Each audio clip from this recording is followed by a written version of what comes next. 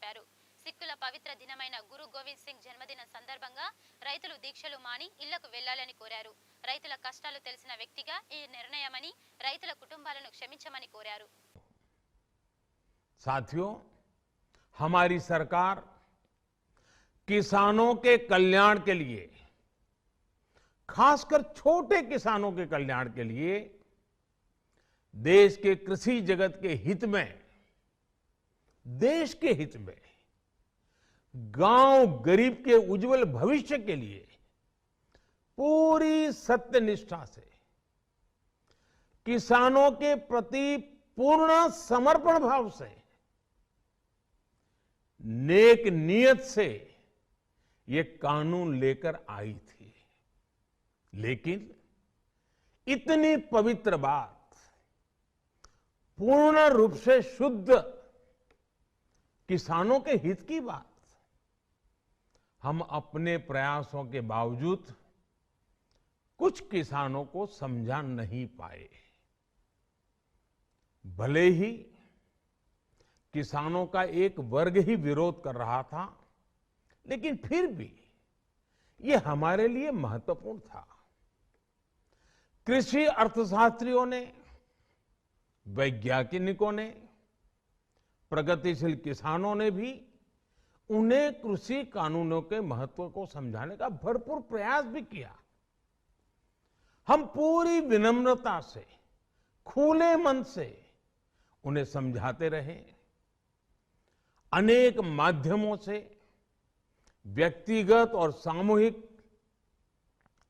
बातचीत भी लगातार होती रही। हमने किसानों की बातों को, उनके तर्क को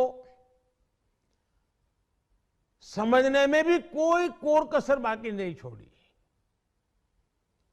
कानून के जिन प्रावधानों पर उन्हें ऐतराज था, सरकार उन्हें बदलने के लिए भी तैयार हो गई।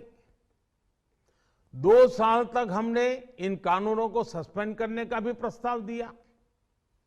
इसी दौरान ये विषय माननीय सर्वोच्च न्यायालय के पास भी चला गया। ये सारी बातें देश के सामने है, इसलिए मैं इनके अधिक विस्तार में नहीं जाऊंगा। साथियों, मैं आज देशवासियों से क्षमा मांगते हुए सच्चे मन से और पवित्र हृदय से कहना चाहता हूं कि शायद हमारी तपस्या में ही कोई कमी रही होगी, जिसके कारण दिए के प्रकाश जैसा सत्य कुछ किसान भाइयों को हम समझा नहीं पाए। आज गुरु नानक देव जी का पवित्र प्रकाश पर्व है। ये समय किसी को भी दोष देने का नहीं है। आज मैं आपको, पूरे देश को ये बताने आया हूं कि हमने 3 कृषि कानूनों को वापस लेने का, रिपील करने का निर्णय लिया है। इस महीने के अंत में शुरू होने जा रहे संसद सत्र में, इसी महीने में हम 3 कृषि कानूनों को रिपील करने की संवैधानिक प्रक्रिया को पूरा कर देंगे।